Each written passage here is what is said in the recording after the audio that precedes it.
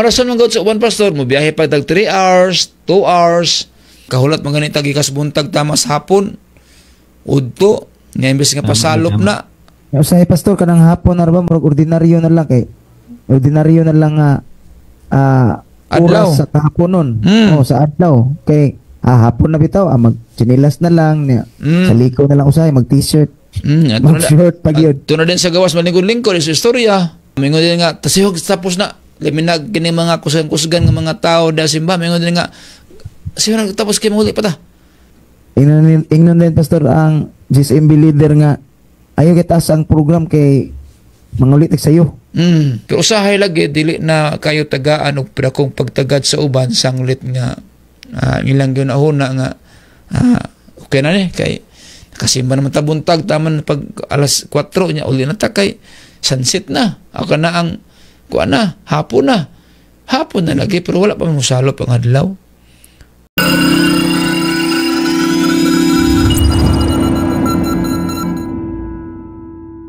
Kay Lulong ang Pito na si pangutana diri, pastor. Mayong gabi, pastor, asko uyon bakaha sa kabuton sa Ginoo nga kada fellowship layo pa ang pagsalop, mangundang nagsimba kay manguli na.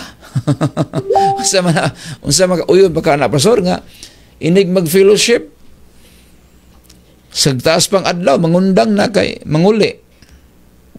Ang tinuod, pastor, kining kung mahitabo nga musayo og uli, adunay duha ka butang, pastor, nga mahimo, posibleng mahimo. Posible nga kung moabot sa balay nga sayo pa, maghikay-hikay hantod nga makabuhat na sa mga butang nga mga buluhaton nga supak sa kabubuton sa Ginoo, ilabi na gyud sa mga pagtrabaho. Unya ang uban kung sayo pa nga muuli gikan simbahan, matintal sa pagpamalit, unya magsuri-suroy, daghang mabuhat, pastor, kung pananglit dili matilok ang adlaw ang igpapahulay.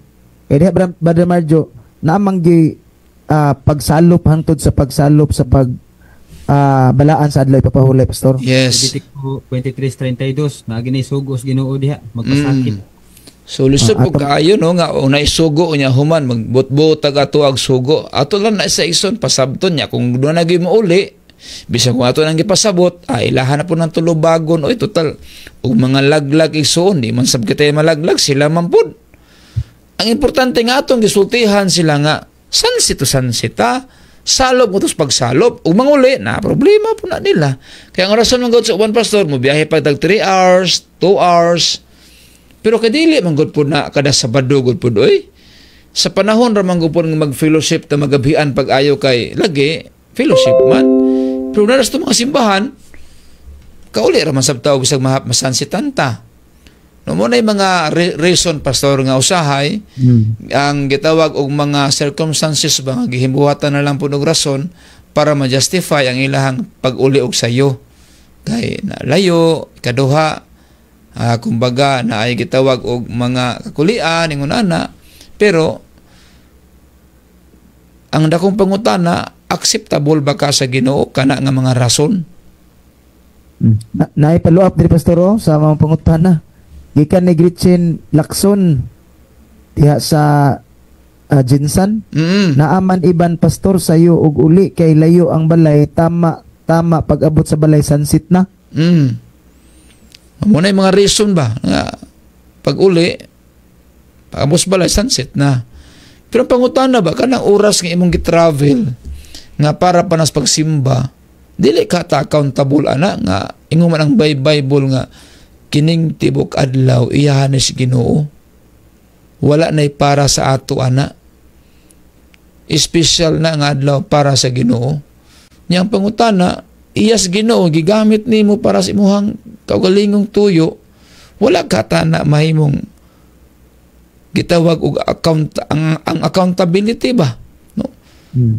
Ang kahadlok ani, pastor, pananglit mabot ang panahon nga adunay paghukom, unya ang atong ginahuna nga okira sa Dios dili day okay. Kasig maabot ang panahon, pastor, dias Daniel 7 versikulo 5:27 nga kanang si tawag na gitimbangon unya pagkahuman nakulang. Oh.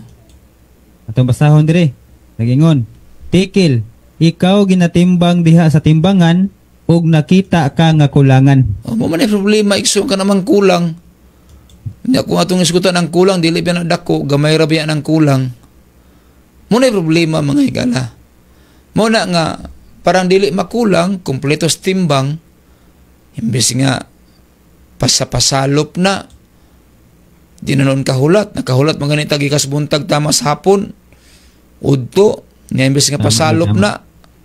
Muna yung pastor nga sa sulat ni Sister White nga mahimong kadtong mga tao nga diin naigo sa hampak, nakapangutana siya nga nung naigo mo na sa sampak, o sa may hinungdan, nakasulat sila mga bisti, ikaw gitimba o nakulangan.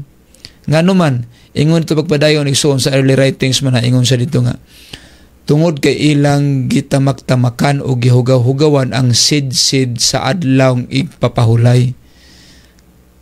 Unyo magis ko tag sid-sid Brother Marjo, asa man napita sa tunga o tumoy? Sa kinatumya naging sa itong sanina. Oh, nya ang samay kinatumyang part sa tuang pagsimba mo man ang pasansit na padulong. Mao gini pinakadelikado. Oo. Usahay pastor kanang hapon na ba murag ordinaryo na lang kay ordinaryo na lang nga adlaw oras sa kahapon nun. Oh, sa adlaw kay hapon na bitaw magchinilas na lang niya. Sa liko na lang usahay mag t-shirt. Mag-short pag yun. Ito na din sa gawas malingkod-lingkod sa istorya. Dili na bigil pwede nga ang ato ang gusto may masunod, dapat ang gustos Ginoo mao gi matuman diri Yes. sa langit o sa yuta o sa langit pod. Mao gyud na, mo man ni prayer na to. Nya pagkahumana og kuan kita ni magbuot. Mingon din nga tasihog tapos na liminag kini mga kusgan nga mga tao da simba, mingon din nga siguro tapos kay muli pa ta.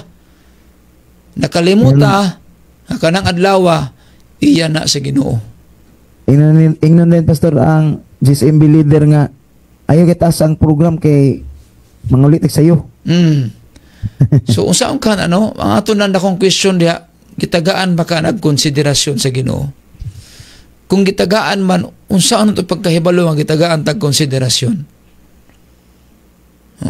Mo na kay kita ang mga tao di man ginuwad ag rason pastor. Naagutay reason. Every rules o every commandments nga atong ginatuman unya kung nakatan-aw na to nga mura og natay na lapas na ligsan atom yung i-justify by our reason, no? Sakto mo gina sa pastor kay matod pas Ecclesiastes 7:29 naagitay mga kaugalingong paglalang ginasunod nga dili lalang sa Ginoo.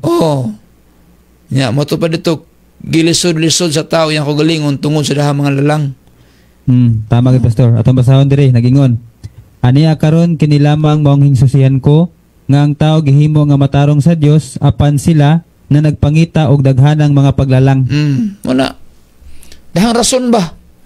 Ano man di dayo hot doon na lang yun na total kada pilosip raman po na nga lagyo ta mag-travel. Ang tao musalot og 5:30 o 5:30 bugikan nya mo biyahe og 3 hours ya resulta maabot kasi yung balay. Ano ba nga mga punto no?